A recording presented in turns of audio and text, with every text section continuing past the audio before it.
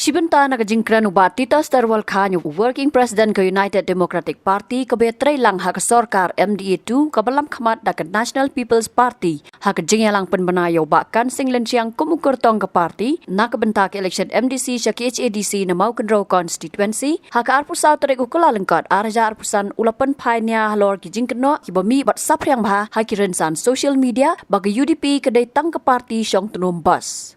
Ubat Tita Starwal Khan ubadairu MDC bementa na sora constituency ulaang bakatay kijing keno kadai tang kaboit banyo nong election daki way kisang sanhima na marka UDP hakich ADC kadon hakal yang persya bat ban supen i tang kijing kamya hab bat kum kinong elam hab ban sim jingkit kliru ban penbej hakaway pat kalyang unong elam ka UDP na lor ki an prepare ki balawan ra da ka KHADC ban pen scam nya ka kendo ka siam ya ki dorbar snong ula kranru halor ka jing persya ka UDP ya ka jing temu penduk bor Yen Kashari District Council lingba ke CRPC.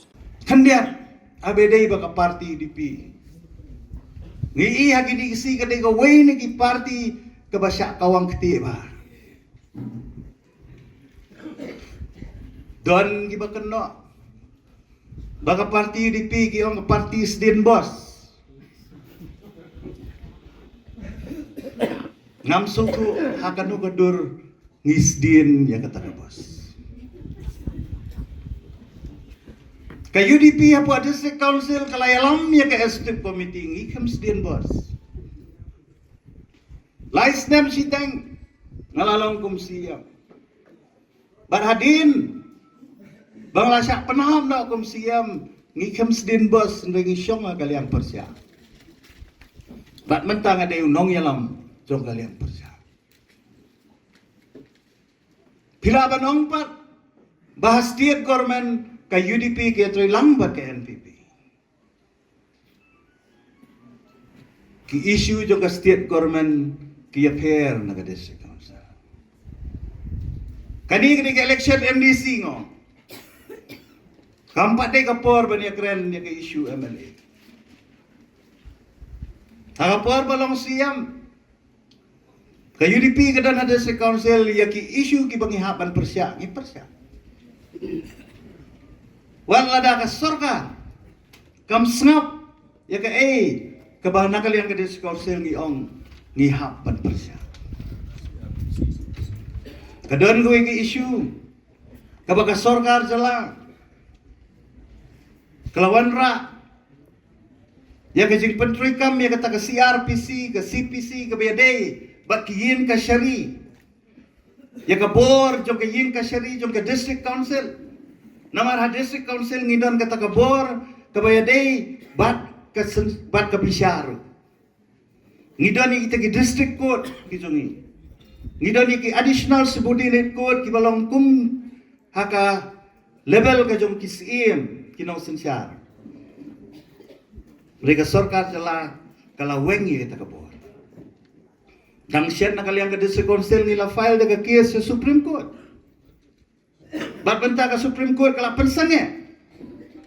Yang ini kajing kini bor jong ka sorkar sila. Kidan sibun ki issue ki bangyala persa.